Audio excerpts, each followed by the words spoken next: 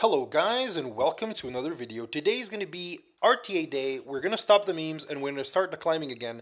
We're going to do a little bit of a informational type of video. We're going to keep the drafts in and we're going to comment over the picks and the bans and everything. So for this season, right now what I've adopted is a pre-ban on AOL. Mostly because I do have a billion units that can deal with AOL.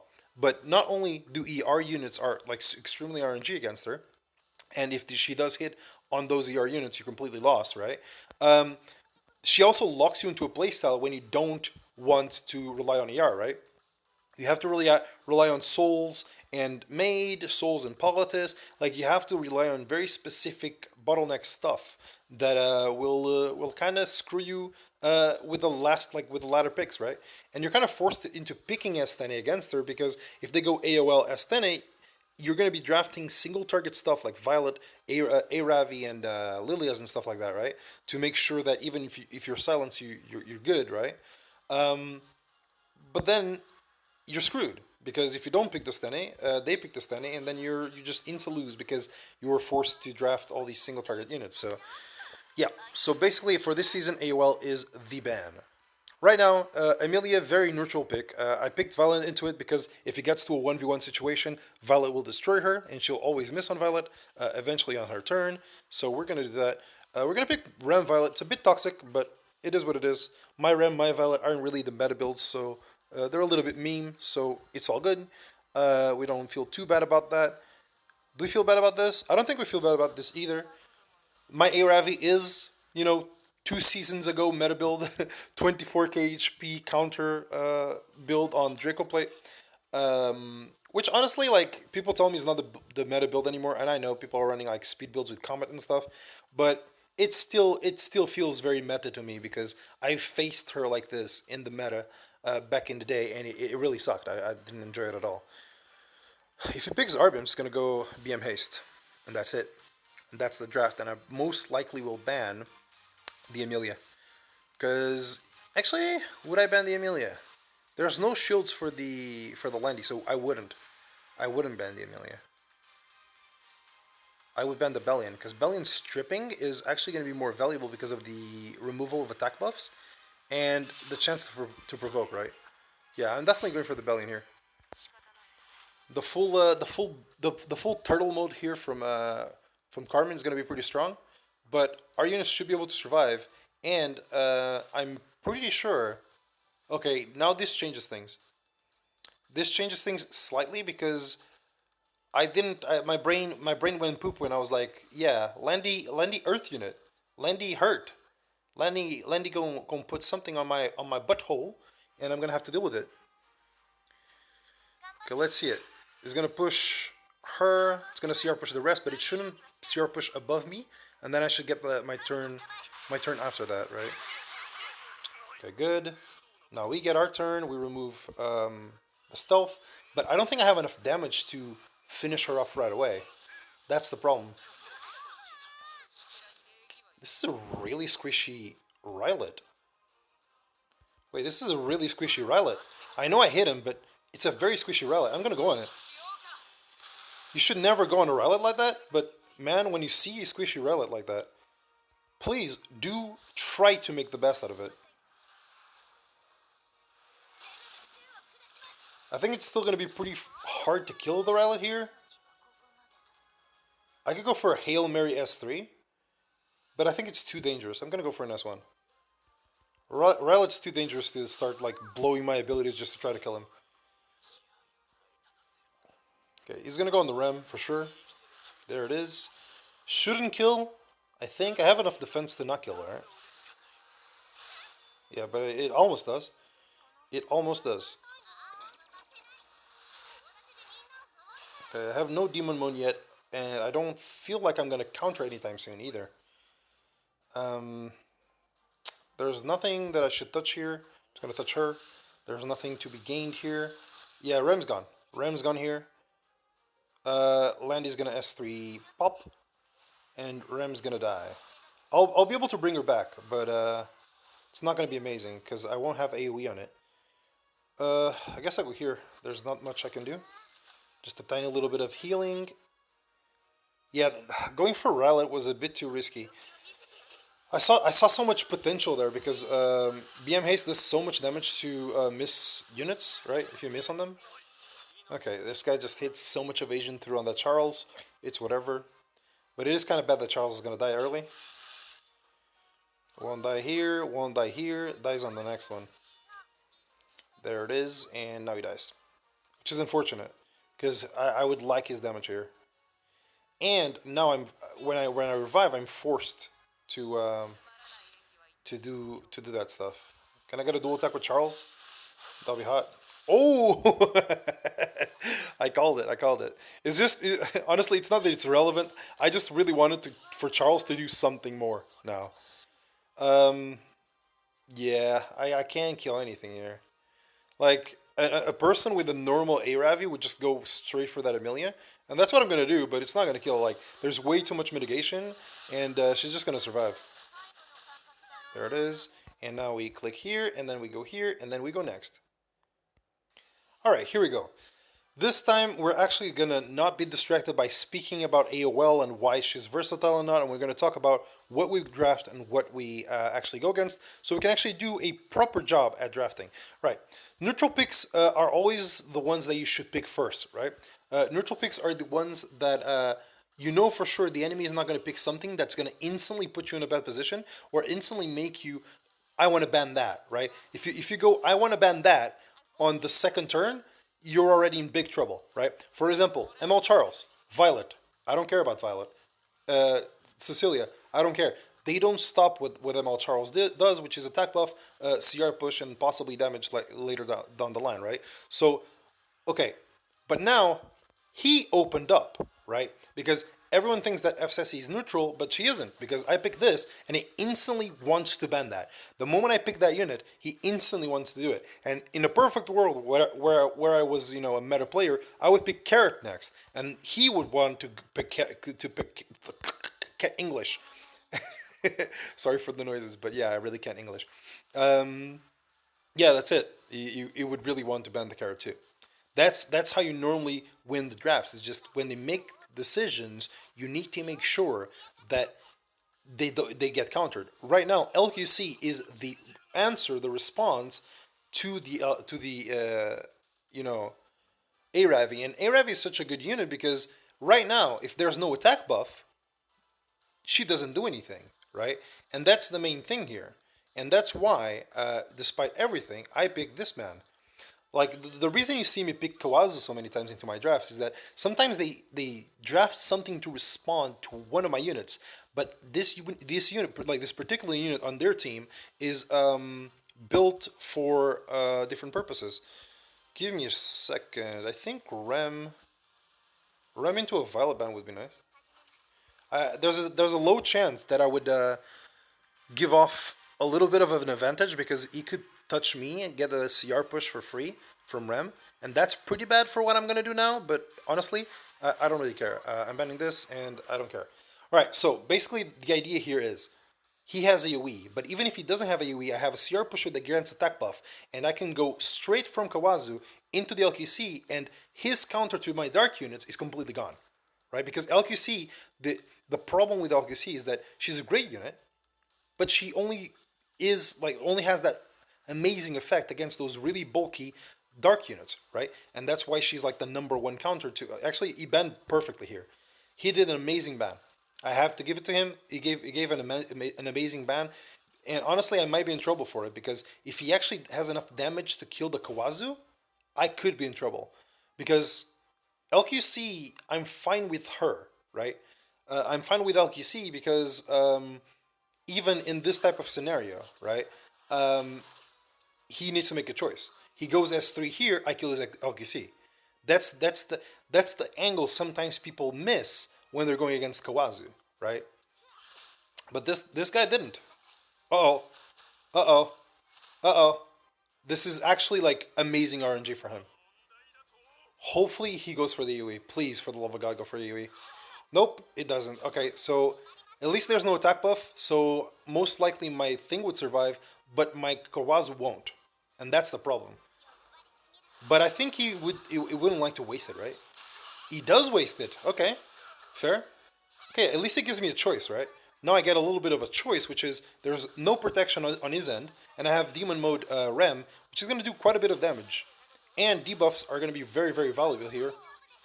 Unfortunately, I missed on this guy. Unfortunately, also unfortunately. Okay, I think I can just go for the Hail Mary here. I don't think there's enough mitigation for me not to kill this guy. Yep, there isn't. I revive, and now we get rid of this guy, and that's it. We cracked the egg, right? There was some RNG there, but we cracked the egg. And once the eggs get cracked, we be crack-a-lackin'. Crack-a-lack and crack-a-lack. There it is. At this point, Ravi was just solo, right? Just from injury and just from low damage units trying to kill her, right? And also he heals a bunch from AOE, so there isn't much that you can do from this point on. But yeah, the main idea here is he picks one thing to counter me, but then he opened up in a lot of places that he didn't cover. He didn't pick counters for the units I picked to counter, right? He could have picked Politis to stop the Kawazu. He could have done stuff like that, right? And he didn't, so we just abused it. No, this is just a drag out. We're gonna win this no matter what. Aravi could be alone here, and we would win. That's how. That's how crack-a-lackin' we be right now. I would kind of like. I would love to have some soulburn on Kawazu. Kawazu like does such good utilization of the soulburn mechanic. It's really good. Don't worry, he's gonna give me all the revives back. He's just gonna give me all of them revives. All right, let's hit this G perk.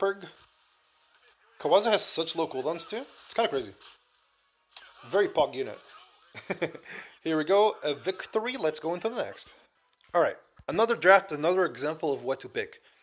I'm personally the type of person that I like the enemy to first pick, right? Because when the enemy first picks, they always like some people like to lock in broken units. But for example, just like that, he goes made, I go. Where is he? Where is he? I'm blind. Where is he? Okay, here. I go BM haste. And then I go for my CR unit because I know for a fact I'm going for a bruiser team that only will work if I get turn priority. So that's why I always take him. It's attack buff, it's CR push, and it's evasion, which means that if they try to kill him, he has his own self-protection, right? And mine's build bruiser, so it's even better on that regard. So he already made one pick that I already counterpicked, and then I picked something neutral, right? Because there isn't a way for you to punish, Charles. AOL would be a punish to Charles, for example, if you had a really fast Charles, but AOL's banned, so there's no punish to AOE. Now he picks something else that is gonna open him up to something more, right? And then it's just a matter of trying to call your enemy's bluff or trying to understand what he's going with things, right? For example, I go here, and then like I said earlier, he picks AoE, I pick something that counters AoE, because whatever DPS unit he goes for next, because he has to, right? That team has very low damage, right? I would have to pick, like, if I picked like one bruiser sustain unit, like Aravi as last pick, that team has very, very little damage against it. So right now he needs to pick something dangerous. He needs to pick some DPS to make sure that he's good, because so far he lacks damage. And I picked Kawazu because I can instantly trigger Kawazu, and no matter what, that DPS gets, in trouble. But right now, if he was smart or had the units, right, he would go for Stene. Because Kawazu was an answer to a possible threat, but he cannot answer to Stene, and there's so much bulk there that you'll never get to the Stene. So Stene would be an amazing pick here. He picks Aravi, which is also a very good unit, but now he makes a small mistake, a very tiny mistake, which is he opened up for a little bit of a Violet T. Violet's a strong unit, but honestly, like, I normally don't like banning Maid, but I have a feeling he's going for the, like, this is the rock paper scissors time, right? If he bans BM haste, I want to ban the Maid, right? But I don't know what he's gonna ban because there's a lot of troublesome units here. So I think I'm just gonna go for the Rem. I don't think, no. I cannot finish this fast enough. Okay, the point here is I couldn't finish this fast enough, right? He, by the way, he won the draft now because it was all about the bans. If he banned the right unit and I banned the wrong unit, he would win, and if the other way around, it would be the same as well. But I didn't bring enough damage into this, right? That's the main problem. If I ban a Ravi, right, his Kisei kills my Kawazu, and then I have no damage to deal with those three units, right? So I needed something. I needed a better ban. I needed a better ban. If I went for the Kisei ban, oh, okay, she gabs. All right.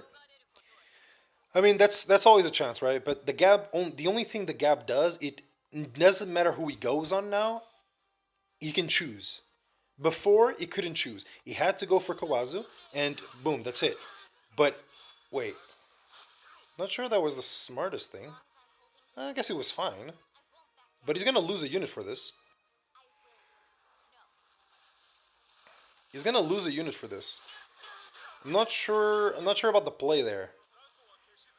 Okay, which unit do I want him to make lose, right? Because unfortunately that Bellion is a bit too tanky, but I think I can take her on the next turn. Yeah, I think I can take her on the next turn. The thing is, if she counters like a lot now, it's going to be a big issue. But I'm not going to use AoE abilities, so the chance shouldn't be too bad, right? I will use an AoE here, but the unit I want to take a turn next doesn't really care. So we're going for this. We're going for attack buff. Hopefully the attack buff doesn't get stripped. Oh, that's huge. I mostly wanted to kill the Bellion, right? I'm gonna stabilize my team a little bit here. Kill the Bellion. And now we're gonna go S2 into the Kisei because she's squishy and didn't go into stealth because of S2, right? And hopefully we get an extra turn. Okay, we get the extra turn barely, but I mean it's a bruiser. It's a bruiser. What's it called? It's a bruiser up sig, so you can't really expect that much damage from it. Okay, this is bad, but at the same time, he's gonna feel greedy, right? He's gonna feel greedy and he's gonna go for an S3. Oh, he won't. Oh, I mean, that kind of makes it so my Kawazu might be able to just kill this from burns. Because I have attack buff, and it's gonna double burn. And now she's dead. There it is. This CR isn't amazing, right? Oh, no, this is bad, bad. No, RNG, why? Why you do this to me? Why you do this to me, RNG? I wanted to have the Opsig go one more time for some minor healing. That's bad. That is bad. Kawazu is still going to be able to kill her because I should have S3 soon, right? But he's gonna make my life living hell because he's gonna go S3 on the Kawazu most likely, and I'm gonna be in trouble because I won't have enough units to deal with stuff. Oh, it goes for S1. Okay, this is still bad. I do not want to dual attack right now. Oh, I don't have S3. No, she's gonna take a turn. This is bad. Oh no, stop countering. Okay, Kawazu needs to take the turn. He's gonna die, right? Kawazu's gonna die. He needs to revive at some point because if I get my S3 on the haste again, he needs to try to revive. I have good CR for a revive here. Okay, Kawazu dies. I burn here. Get my evasion back. I just need to make sure the haste cycles enough to kill because my haste does a lot of damage. Oh, no crit? Come on, man. That's bullshit. Like, it's fucking such high... Okay, thank you. That's deserved, actually. He might just snipe it here. Fuck. He might snipe the fucking haste, man. Wait. I'm not sure what he's doing at this point. One more turn and I win. But I don't think it's going to be that easy. we all know it's not going to be that easy, right? Oh. I am confused. Okay, let's be honest here. Alright, let's analyze. He was holding S3 to not pop the haste passive, right? Haste passive is one turn though. If he got a very high priority unit, like Kisei for example, if he got Kisei would go into stealth. And I would not be able to deal with that. Even through the shield, especially because of the shield. She does more damage with the shield, so she should have gone for the chance, giving me a heal and giving me the shields, right? But in the end, once he took down like one of my other DPSs, right? If he took down the Kawazu, right? How would the ML Charles and Haste deal with anyone that he revived at 100% CR, right?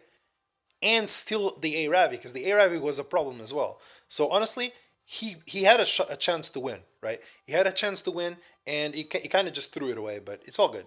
I take those victories, so it's all good. All right, this should be the last match of the day.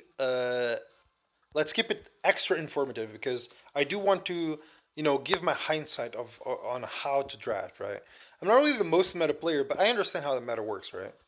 All right, we go for the first pick, CR pusher attack buff neutral pick.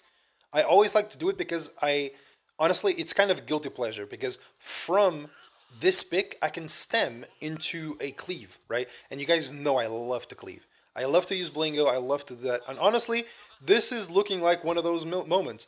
It's still pretty early to do it, but I'm going to do it. I'm going to pretend that I'm going to do something else, right? I don't want to give away that. Because the thing is, right now my cleave is really counterable by picking Politis and Acid. If they pick those two units together, and I just can't ban anything. If they pick speed contesters, I'm gone, right?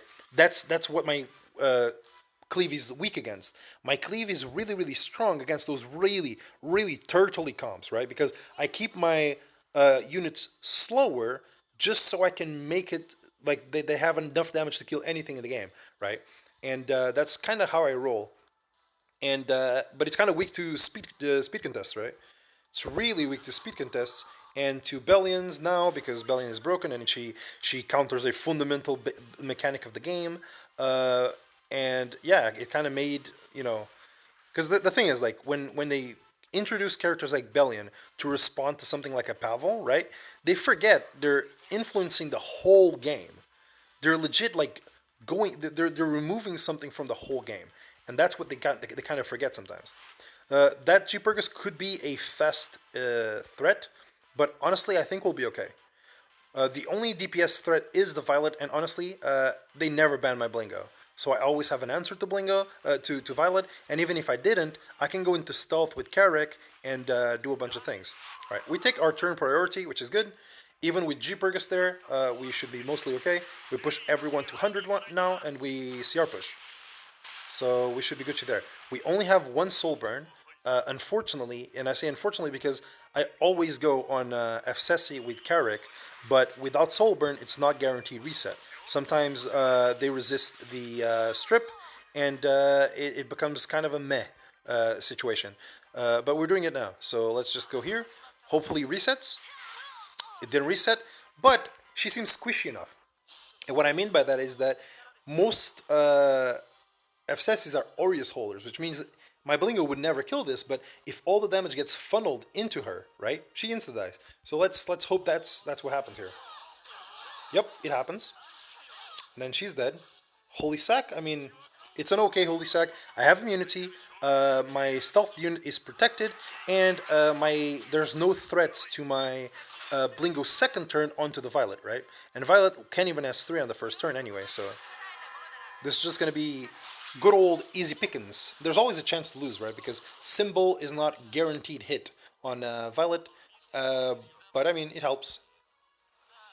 Okay, he's going to go S1 most likely on DJ Basar, or he's going to greed for Charles, which honestly, like I said, it's a greed because, well, Charles doesn't die that easy. Like, he could have taken a free, like the freest, I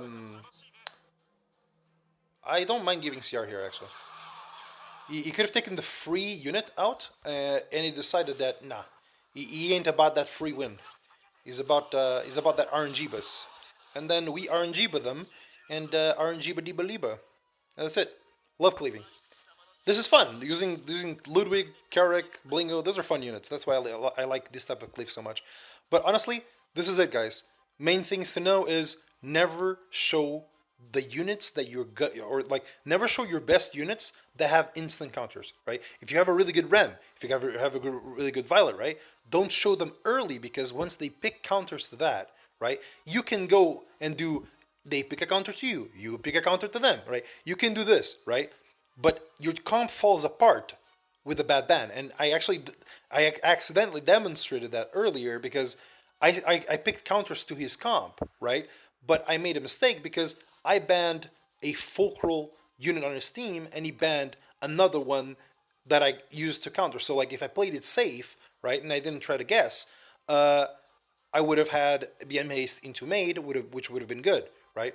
And that's it. Hopefully you guys enjoyed today's video. Hopefully it was informative to you guys. And like always, I'm going to leave a little bit of a secret comment at the end of the video. So if you guys go on my comment session, nice.